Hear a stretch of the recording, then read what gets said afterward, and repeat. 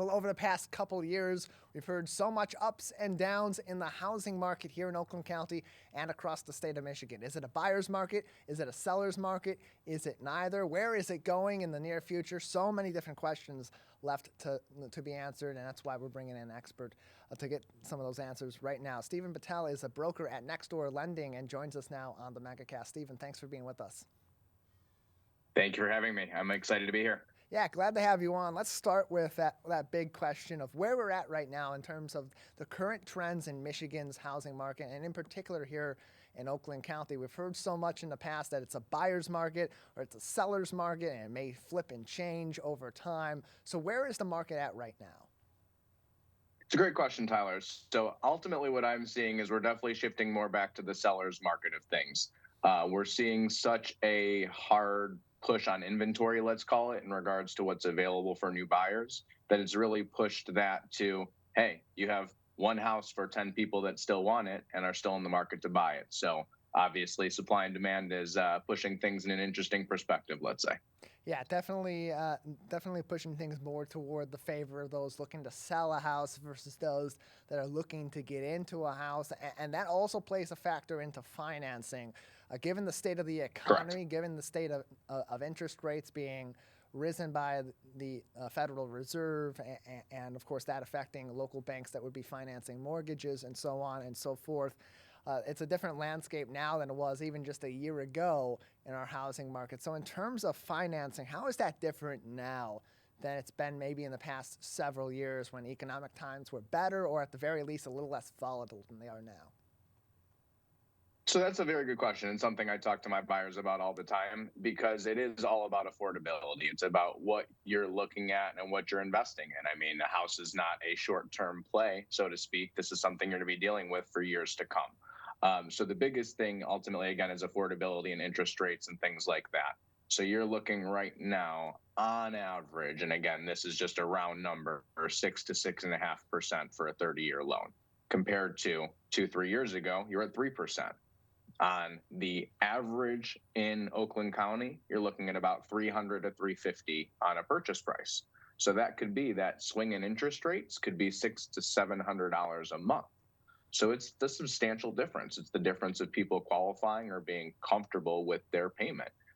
So this is definitely something I have a conversation with all the time of, hey, are you comfortable with what you're doing? But the other side of that is, hey, if you are comfortable, this is the highest your payment's ever going to be. It's not like rents that are continuing to increase. Rates are at their peak, most likely, or give or take.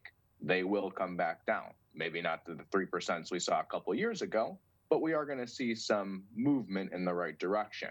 So if you can stomach the payment today, let's call it, you know that you're making a good investment that's going to only get better for you. Yeah, and so unpacking that and thinking about the future and ideally better economic times or less volatile economic times than we're in right now, what should those considerations be for either repeat homeowners or certainly those first-time home buyers that are looking to purchase a home at this time, given that those interest rates are relatively high, but like you said, those payments they're making on their mortgage could be much lower in the future. What steps do they have ahead of them that they can take after they've made this purchase at these current rates if things do improve? So the first is refinancing, which is always an opportunity to you. And I'll say that's the nice thing of working with a small broker or anyone in this business is we're going to watch your loan. We're going to make sure that you're staying in a good position and not just sitting out there overpaying on your loan any longer than you have to. That's part of our job in the financing side, is to keep you in that good spot.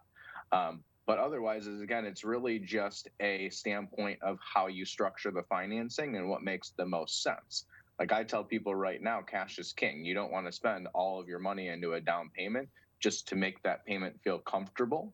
If you can, again, stomach the payment for 6 to 8 months at a higher point, save your cash, use it to your advantage, and then that's going to help you in the future, whether it's, hey, bringing down your balance a little bit, buying down your interest rate even more when that time comes, and giving you the biggest bang for your buck versus just throwing money into a loan today that we know we are going to refinance you out of when it's available. So it's just a matter of where you use your money and when, really, in my opinion. Yeah, and timing is everything in this because we've seen even just a few months ago where the housing market was in more of a buyer's market state. Now it's back into more of a seller's market state that has jumped back and Totally. forth over even just the last year or 18 months or so. And so for those first time prospective home buyers, those that are looking to purchase a home for the first time, and this is not exactly the ideal time to be necessarily thinking about that on the financial side of things, but for those that do have those means available to them, what considerations are you working with those sort of clients on as they're putting forth this effort to buy a home in a very competitive market, in an expensive market where mortgage rates are going to be higher than they have been in the past? So it's really about setting yourself up for success. And really, I mean, that comes to talking to me hopefully long before you ever want to buy a house. I mean, we're going to put you on an actual plan of, hey, these are the debts and things in front of you. These are the things that you have responsibilities for otherwise, aside from the house. Can you manage all those obligations together? And can you qualify that way? That's the other piece. What can we actually do for you? So putting those pieces in place, knowing what you can afford, and getting things paid off ahead of time is going to be a big help to making sure that things are affordable in that piece. But I will tell you, the big buzz term these days is the down payment assistances and things like that. And I'll tell you, there's a ton of programs out there for that.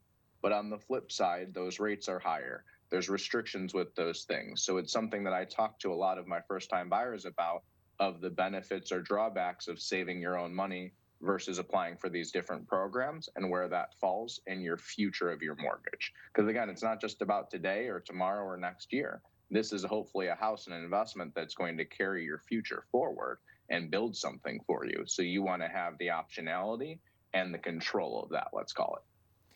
And on that note, you mentioned it was an interesting point. Hopefully, that they talk to you well before they're ready to be purchasing a home. What is that timeline like, especially right now, given the state of the market? How far back before someone's ready to purchase a home should they be talking to a broker like yourself? So usually I say about 90 days is a good starting point because in that time that gives you enough point to, hey, if you have a debt or two that's concerning to you, work to pay that off a little bit. If you're some money short on maybe what you want for your down payment or your cost of the loan, you have some time to build that up. But it's a good time frame where, hey, you can still start seeing things in the market of maybe, hey, what you want might be coming available and say, hey, this is my kind of target point. I'm going to be able to work towards that. These are the conscious steps to do so. Versus, hey, I'm poking around online. I find a house I like. I want to make an offer. And now you're spinning your wheels trying to get all this done right away to make an offer. And again, like you said, a very competitive market that maybe you don't have all your ducks in a row. Don't rush something this big of a decision. Give yourself the time and grace to understand what you're getting into. More information can be found on nextdoorlending.com. Get in contact with Stephen and other brokers at Nextdoor Lending right here in our local area, nextdoorlending.com. And being a broker, it's well beyond just helping someone go through the process of purchasing that home. There's other services within that or other steps that you're helping these prospective home buyers or those that are looking to sell a home even as they're going through this process. What are some of those services that you're providing beyond just these are the homes that are within your price range, these are what are available, and getting them in contact with those sellers? Great question. So honestly, I'm not even getting in contact with the sellers. I partner with a bunch of realtors in the area to make that search and help with that side. But the biggest thing from the broker side is the optionality. You're talking to me, I'm helping set up the plan, I'm helping get things in the right direction. But I have on average 40 different lenders that we work with to look at the opportunities for a specific buyer. So we can look at 10 different lenders for an assistance program, 10 different lenders for a conventional program, all of the things that are out there. And it gives us, again, that optionality versus some other places that you're going to be tied to 3, 4, 5 programs, and that's it. But it's also the service level. When you talk to a small broker in your local community, I'm the one you're working with. I'm going to be guiding you through the entire process. And you want me to come meet you? Great, I'm going to do it.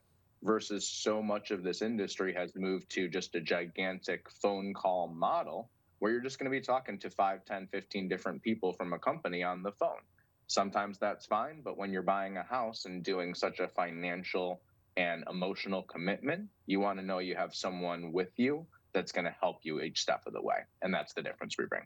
Yeah, someone in your local area that knows the local area, knows the local realtors, and is familiar with what's available can be a really big extra benefit going through a local broker. And so, Stephen, a couple more minutes with you before Totally. we'll need to move on today. Anything else that we should be thinking about that we haven't discussed yet about the current housing market, especially for those that are looking to buy in a very competitive market that's favoring those selling homes at this time? Yes, absolutely. So again, getting your ducks in a row right ahead is important, making sure you know what down payments look like, what payments look like, what you're comfortable with to make the strongest offer you can. And working again with someone local that might have those relationships with the selling side of things to be able to talk through what the offers look like, what they're looking for, and what they want to be able to purchase.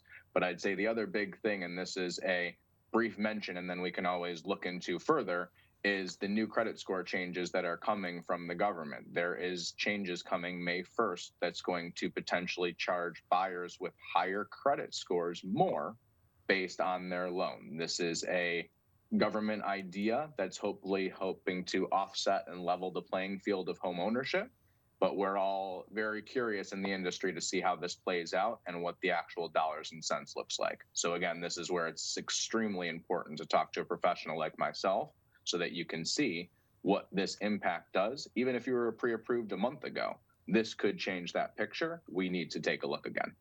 More information and ways to get in contact with Steve can be found at nextdoorlending.com or call him 248-983-5055 for information and consultation. Steve, thank you so much for being with us. It was a pleasure. Thank you, Tyler. Talk to you soon.